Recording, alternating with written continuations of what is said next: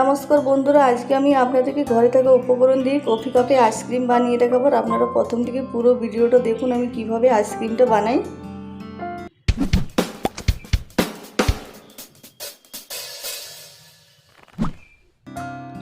আর ice cream বানানোর জন্য আমি দেখুন কড়াই নিয়ে নিচ্ছি দুধ।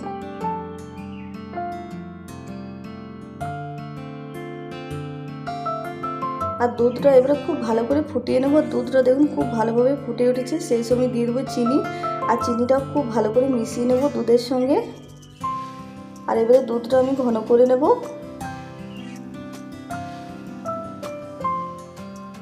আর এখানে নিয়েছি 4 চামচ মতো গুঁড়ো দুধ। আর গরম দুধ দিয়ে আমি দুধটা খুব ভালো করে গুলে নেব।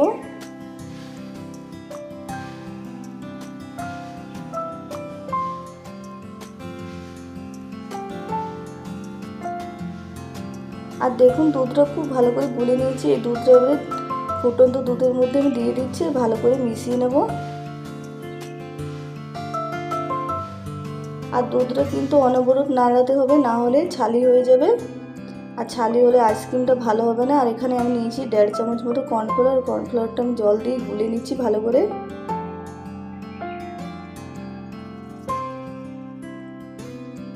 আর দুধটা দেখুন অনেকটাই ঘন হয়ে গেছে, সেই সময় আমি গুলে রাখা কর্নফ্লাওয়ার দিয়ে দিলাম। আর কর্নফ্লাওয়ার দিয়ে খুব ভালো করে মিশিয়ে নেব।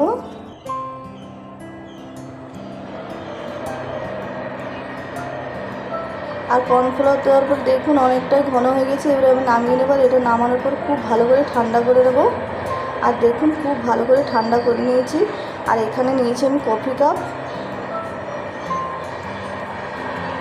আর এবারে কফি কাপের মধ্যে আমি দিয়ে দিচ্ছি দুধ। আর একে একে সব কফি কাপের মধ্যে আমি দিয়ে দেবো।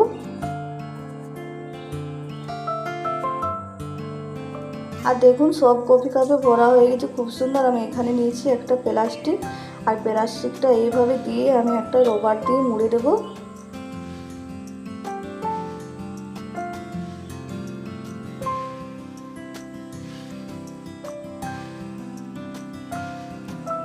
আর দেখুন একটা মোড়া হয়ে গেল। এইভাবে প্রত্যেকটা কফি কাপ আমি মুড়ে নেব।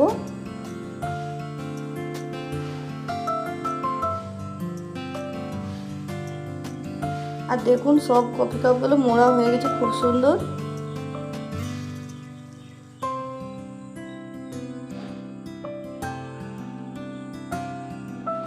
আর বেলেটে করে প্লাস্টিকটা একটু আমি ফুটো করে নেব। আর দিয়ে দিচ্ছি দেখুন কাঠি। আর প্রত্যেকটা এইভাবে বানিয়ে নেব।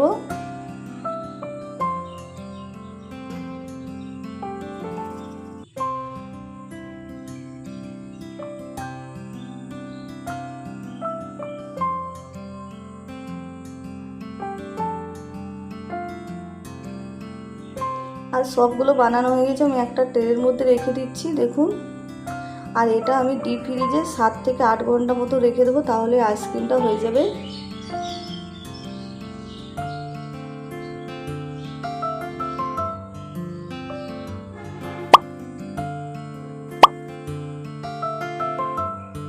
আর 8 ঘন্টা পর আমি ফিরে এলাম। দেখুন আমি ফ্রিজ থেকে বের করে নিয়েছি আইসক্রিমটা। আর আপনাদেরকে এবারে দেখাবো কেমন হয়েছে। আর দেখুন বের করবার এগোতে আইসক্রিমটা এইভাবে কফি কাপটা একটু হাতে করে ঘুরিয়ে নেব, তাহলে আইসক্রিমটা খুব সুন্দর বের হবে। আর দেখুন কি সুন্দর বের হয়েছে, আর কি সুন্দর হয়েছে আইসক্রিমটা দেখুন।